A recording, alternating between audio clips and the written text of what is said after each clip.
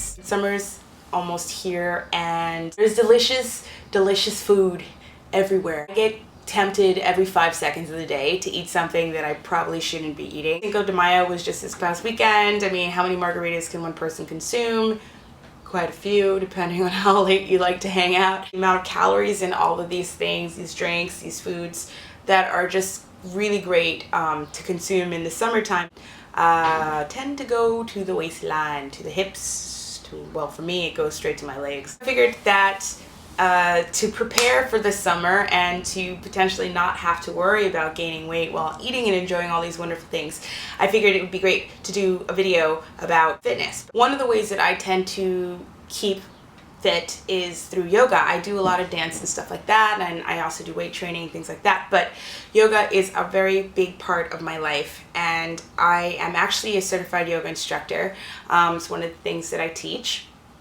And so today I figured I'd share a yoga session with you guys. This video is really about the foundations of yoga. The stuff that I go through is quite slow so that you have time to really think about everything and get into it in a safe way. So going into poses irresponsibly can cause a lot of problems. Although yoga is very healing, it can also cause injury if you're going into things in a bad way or you're overdoing things. Foundation is so important, and today is going to be for beginners who have never done this before. A couple things if you've never been to a yoga session before, you've never taken a class, you've never done it, especially if you're afraid to go to a gym or to a yoga studio, you're kind of intimidated by it. Couple things that you should know. You do not need to be flexible to do yoga. You do not. My muscles are tight everywhere. I can get very strong, but I get really tight. And so for me, what that means is that my flexibility can be kind of like this. I have to really work towards flexibility. Now, there are other people in the world who are just really bendy, really flexible. Literally, it's just their physiology. They are born that way. They are just rubber bands, and that's awesome. But the only thing about that is it tends to also be coupled with weakness in terms of muscles. The muscles aren't as strong to support a lot of things. So people tend to, who are really bendy, their muscles can't stop them from going really far, which can be really scary as well. So yoga is really great because it creates balance in the body. So those of us who are really tight, like myself, not as flexible, work on flexibility. Those of us who are really bendy but maybe not as strong works on strength development, which is it's just really great. The other thing about it, especially for today and in any of the sessions that we might be doing together, don't push. Trust where your body's at. Don't push past your limits. If you feel, usually it's that voice in the back of our head that says, don't do it. Mine, I used to ignore it for years. I have 1,000,001 injuries, and at some point we'll talk about all of that. Like 1,000,001 injuries, like a lot. Okay, don't push past your threshold. If your body's telling you don't go far, then don't go far. You know, the other thing about yoga is that it is an ongoing practice. I will be practicing yoga till the day I die. And I am always growing, getting better at my practice, and there's always new things for me to learn and to develop on and to work on and to make better. As a teacher, I will always be a student, and you know, there are parts of my body that I'm still working on. You know, for me, I'm not striving to necessarily get my feet on my head and do all of those things. And sure, that would be a lot of fun, but my focus is really more just having a healthy practice and a safe practice. Like I said, I've had a lot of injuries, and for me, yoga helps to balance out those injuries and be preventative. So those are my reasons for doing yoga. I started doing yoga a really long time ago. It's been about 15 years, something like that, 18 years. Started doing it because I was dancing a whole lot and I wasn't getting anything to balance out all of the dance that I was doing, and my body was getting, like I said, really tight and really unhappy, and I was just looking for something that would help me with my flexibility. And you know, maybe this will resonate for some of you guys that are out there. Maybe you're looking for balance, and that's pretty much it. Yeah. I hope you guys really like this video and that it's helpful. And if you have any questions about anything, comment below. Let me know if you have any questions about the postures. If something doesn't work for your body and it doesn't feel right, you have any injuries, just shoot me a message, comment below, let me know, and I will respond. I'm always here to respond to anything you guys have to ask. So that's it, let's get started.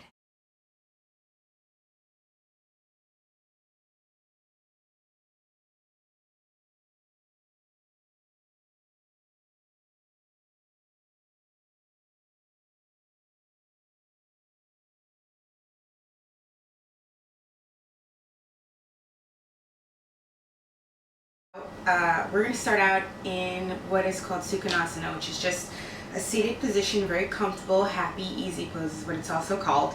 Your shoulders are going to roll up towards your ears and back and lift into your chest so that you are as upright as you possibly can be. Now, normally in one of my regular classes, like I would do a lot of breathing here and maybe an om. I'm not going to do that to you today.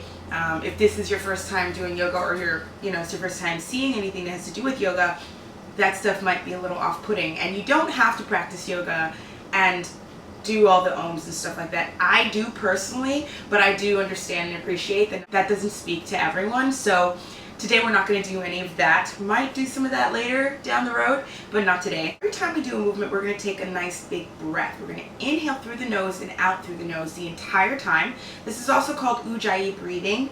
Imagine that you can hear the sound of the ocean in your breath. So we're narrowing the back part of our throat just a little bit so that we get a nice slow breath coming in and out throughout our entire practice. So we're inhaling and exhaling, releasing the hands down to the floor. Inhaling, bringing the chest forward a bit as we reach our palms together. Exhaling, lowering our hands down to the floor. Keeping the right hand down on the floor, and the elbow is going to bend in towards your hip, shoulder away from your ear. Lengthen the left arm over as you bend down. You want to make sure that your shoulder is pressing down and the left arm is extending nice and long, pressing your left hip into the floor so that you're getting a nice opening of your obliques, which are these muscles here on the long side of your body. Inhale, coming up. Exhaling back down, the left hand down. Inhale, bend the left elbow, reach the right arm nice and long and over as you get, once again, a nice stretch in your right oblique, pressing your right hip down into the floor. Left shoulder is going to also be down away from your ear. Stay here for a moment. Inhale and exhale, coming back to neutral. Right hand's going to come down to the floor. You're going to cartwheel your left arm over, uncross your ankles so that your hands are underneath your shoulder blades. Feet are pressing into the floor, tops of the feet pressing into the floor, pointing your toes. And we're going to do a cat-cow here. So we're going to cow, which is pushing your chest forward towards the floor, rolling the shoulder blades down and back away from your ears. Exhale, pushing the hands into the floor and curving your spine. This is your cat position. So we're going to inhale, taking it forward, letting the head now come up towards the ceiling. Exhale, pull the stomach in towards the spine, let the head drop. 2 more of these. Inhale, looking up at the sky, your ceiling. Exhale, drop your head between your shoulder blades and push into the floor so you're getting a nice stretch in your back muscles. Last inhale. And exhale. Tuck your toes under, pushing back into your heels, pressing into your hands so you're getting a nice little wake up in your feet. Shoulders down away from your ears. Inhale. On your next exhale, extend your legs nice and slow up to the sky to what's called a downward facing dog. Shoulders away from your ears. And this is our first downward facing dog, so I'm not straining out my legs all the way. It takes some time to warm up your hamstrings. So I always suggest to not straighten them out all the way in the beginning because you could potentially put a little stress on that muscle. And a torn hamstring is no fun. We're going to do a little pedaling of our feet by bending one knee and then straightening the other. Now make sure the paddling is coming from raising and lowering your heels and not shifting your weight into your hands. So what I mean by that is not coming forward and back as you pedal your feet. Inhale, exhale, switch. Inhale, exhale, switch. 2 more of these. Inhale, exhale, switch. Last breath, inhale, exhale, switch. Now there are a lot of things in terms of alignment that's going on with your downward facing dog. Bend the knees. Shoulders are really key here. Keeping the space between your ears and your shoulder blades are really, really important. Be careful of overextending. If you're naturally a bendy person, you might hyperextend in your rib cage. You want to pull your ribcage in a bit and try to imagine you're bringing your sits bones up to the sky. So you're lengthening here in the back of the leg by pressing your pelvis towards the sky and pulling your ribcage in. Stomach is in towards your spine. Now we've been here for a while, so come on down, bend your knees, point your toes, push back into child's pose. Knees are far apart, toes are together. Relaxing here for one moment, feeling some activity in your arms now. You're like, oh, usually they kind of start talking to you when you stay in downward facing dog that long. So take a moment, press your hands together in like prayer, and your hands are going to go behind your head. Getting a nice little stretch in your triceps here. You're going to place your hands back onto the floor. Tuck your toes under, pushing out onto your hands. We're going to take it into your downward facing dog once again. This time you can straighten out your legs a little bit more, pulling your stomach in towards your spine. Not having your rib cage flare out too much, shoulders down away from your ears. Raise your left leg up to the sky. Bend your knee, flex your foot. And we're going to overemphasize this by pushing the hip towards the ceiling so that we're really getting a nice opening in our hips here. You're going to feel a nice stretch in your quad as well. Shoulders pushing down, left hand pushing strong. You're going to bring that left leg forward and land it in between your hands. Now, you want to make sure you have a 90-degree angle so that you are always protecting your knees when you do this. Into the floor, raise the hands up towards the ceiling. Bend your back knee, tuck your tailbone under, and square off your hips. So what I mean by that is bring your right hip forward and pull your left hip back. And then lower your left hip down, since we tend to raise up in that left hip. Arms are going to be nice and long and strong, lengthened up to the sky. Now you can also have your hands on your hips if you have any shoulder issues. I actually have some shoulder issues. So I'm going to keep my hands right here. Nice long inhale and exhale. One more breath, inhale and exhale. If your hands are lengthened to the sky, you're going to bring them down to the floor, extending out that back leg, and then bring your left leg to meet your right. This is going to take you into a plank position, pulling your stomach in towards your spine, shoulders down away from your ears. Bend your knees, point the tops of your feet. We're going to do what's called knees, chest, chin. It's a variation on what's called a Chaturanga. And like I said, because I have shoulder problems, Chaturanga is no good for me today. And just so you know, Chaturanga is when you bend your elbows back, going straight down in a plank position down to the floor. So I'm going to bend my elbows back behind me, but I'm keeping my hips up, and then I'm going to slide them down to the floor. From here, I'm going to go into a baby cobra. Shoulders are going to roll down away from my ears.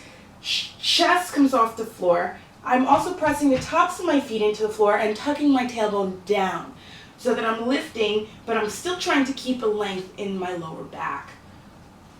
Inhale here and exhale. Pinning those elbows in towards the sides of your body as your shoulders pull back. Inhale. Exhale, lower down. Bend our knees, inhale. And today we're going to do a little variation on going back into our downward facing dog. And this is going to be to come up onto our knees, curving our spine, pushing back into our hips, tucking the toes under, downward facing dog. Inhale the opposite leg up towards the sky, bend the knee, flex the foot. So this is now your right leg.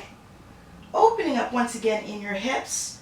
Feeling that knee reaching up towards the sky, pushing a lot into that right hand. So you're getting a nice opening here. Open, open, open, open. Squeeze a little bit in that back foot so you're getting an activation of your hamstring. On your next breath, inhale, lengthen leg out. Exhale, step the foot between your hands once again. This is always a little tricky too. You might need to raise up onto your fingertips a little bit. However you get there, especially if we're just starting out, you might have to scooch that foot forward a bit, and it can be a little challenging initially, but you will get there. You're going to press once again into that front leg and raise the arms up towards the sky. Bending the back knee, And feeling that position again, so tucking your tailbone under, pulling the right hip in towards your, the right hip in, so the bone, that femur bone, you're pulling in towards your hip, and then the left hip is going forward so that you're getting a nice squaring off of your hips. Making sure that your knee is in line with your ankles, shoulders down. And once again, you can place your hands on your hips if you have shoulder issues like I do. Inhale and exhale. Last breath, inhale and exhale. Releasing the hands down to the floor, sliding your right foot back so that you're once again in a plank position. Bend the knees, elbows come down to the floor, pointing your feet, sliding the hips down to the floor. Come up into full cobra. Pulling the stomach in once again, tucking the tailbone under. Rolling the shoulders back. Tuck the toes under, downward facing dog.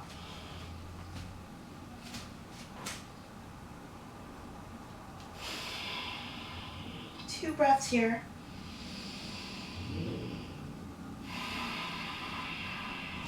Once again, you're going to raise the left leg up towards the sky, bend the knee, step it in between your hands.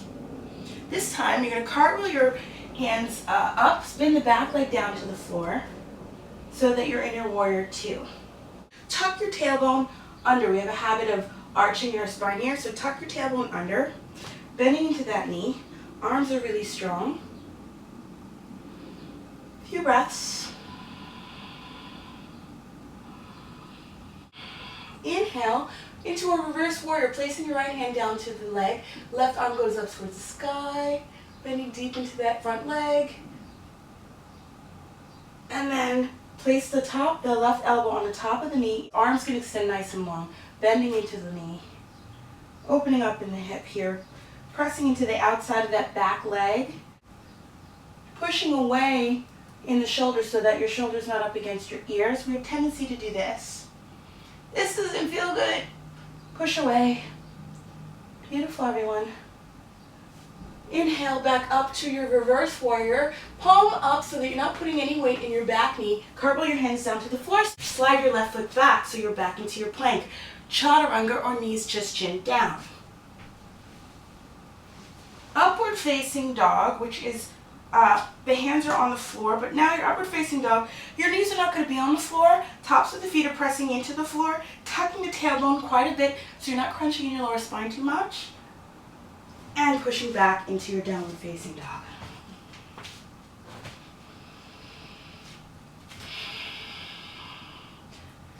Raise the right leg up towards the sky, bend the knee, step it in between your hands. Spin your back leg down, cartwheeling up into your warrior two on the other side. Making sure your knee is in track with your second toe. So don't have your knee come inward or too far outward. That's no good for your knee. So you want to make sure it's nice and even. Really tracking over your second toe. 90-degree angle with the legs. Arms are nice and strong. Press into your back foot as well. Inhale and exhale. Inhale, we're going into our reverse warrior. Palm of the left hand goes up towards the sky. Right arm goes up to the ceiling as well. Tucking your tailbone under. Trying not to flare out in your ribs. Inhale. Exhale, bring your right elbow down to your leg. Left arm extends nice and long. Now you can see it from the front. Pulling the stomach in, trying not to flare your ribcage out, and then we're twisting a little bit in our torso. Activate your stomach muscles by pulling it in towards your spine, and that's going to help you create more of a twist. You can look up towards the sky, focus on the middle finger, look down at the floor, whatever feels most comfortable for you.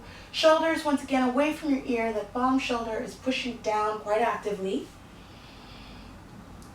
Inhale back up to your reverse warrior. Exhale, cartwheel your hands down to the floor. Slide your right foot back. Chaturanga down. Warrior knees, chest, chin. Upward facing dog. Downward facing dog.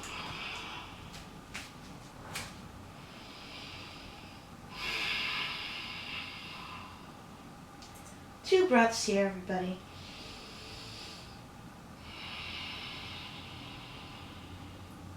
Last breath.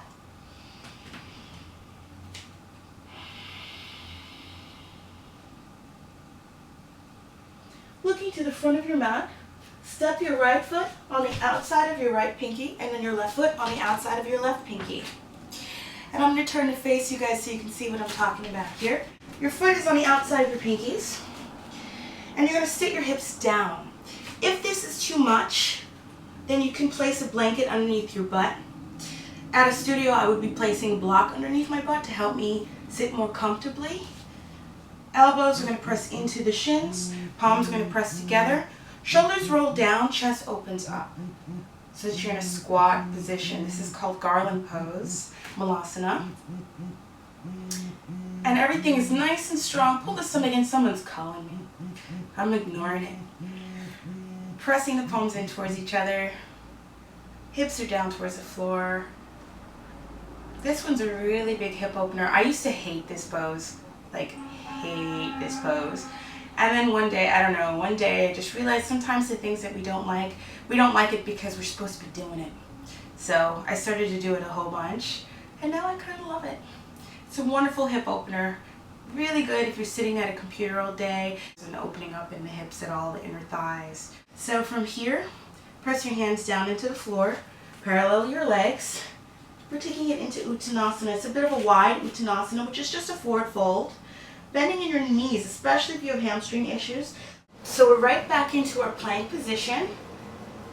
We're going to do our last Chaturanga, or our knees, chest, chin down to the floor. Upward facing dog. Downward facing dog. Bend your knees, toes together, push back into child's pose.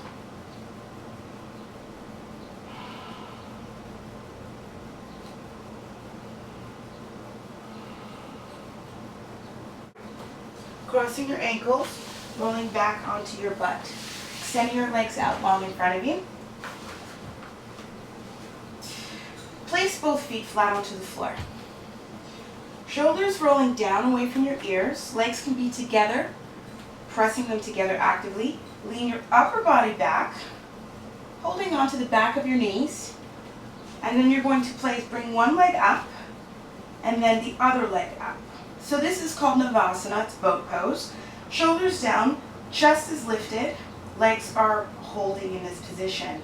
It's not as challenging as if we were to do it without your hands. So if this feels fine, then you can release both hands and hold right here. Lifting in your chest, shoulders down, pulling the stomach in towards your spine, engaging your core muscles, holding here. Last inhale, and then exhale. Lowering your legs down to the floor, and then rolling down. Running out of mat space here. We're going to do one last thing, okay? So you're going to flex both feet, bend them into a 90-degree angle, and grab on the outside of both legs. Pulling the knees in towards your shoulders. And let me slide down a little bit so you guys can see me better. Flexing both feet. Pulling the knees in towards your shoulders and creating 90 degrees on both sides. This is happy baby. Now what we tend to do with this too is we tend to be like, we tend to be like this. This is what I tend to see quite often. You want to drop your hips down into the floor, round your sacrum into the floor, which is that bone at the lower part, the end of your spine. You want to make sure that you're pressing your sacrum into the floor and then pulling your shoulder blades down and into the floor as well. And they're away from your ears. So you're getting a really great hip stretch here. Inner thigh is, really nice groin stretch here. You can rock it right and left, draw circles on the ceiling with your feet. Whatever feels good for your back. Last breath, inhale. And then on the exhale, release your feet. Press your feet together and let your legs turn out to the side. This is supta, baddha, konasana. You're relaxing here, a lot less work happening now. Hands are on your thighs, they can be on the floor, palms can be up towards the ceiling, whatever feels most comfortable for you. Relaxing in your elbows, shoulders down away from your ears.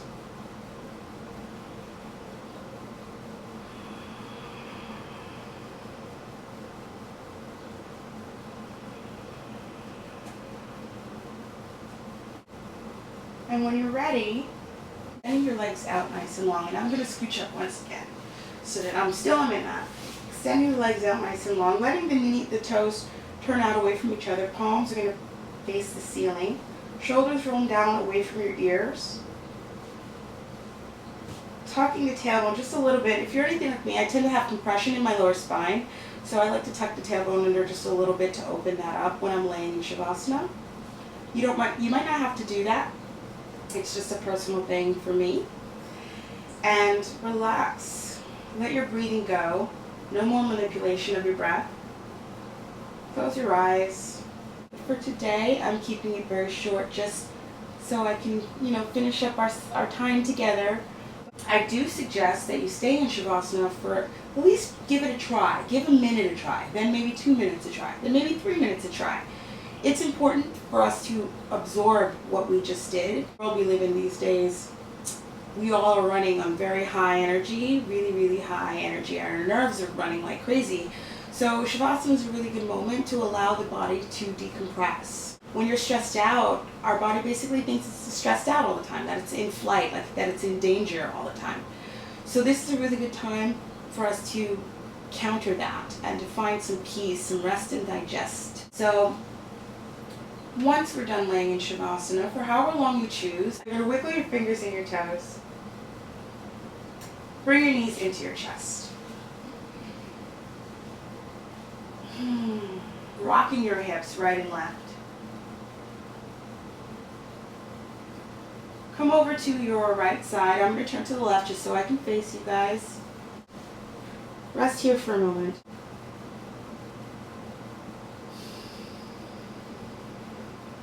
Come up. Walk your hands in towards your hips. Cross your ankles and face the front of the room.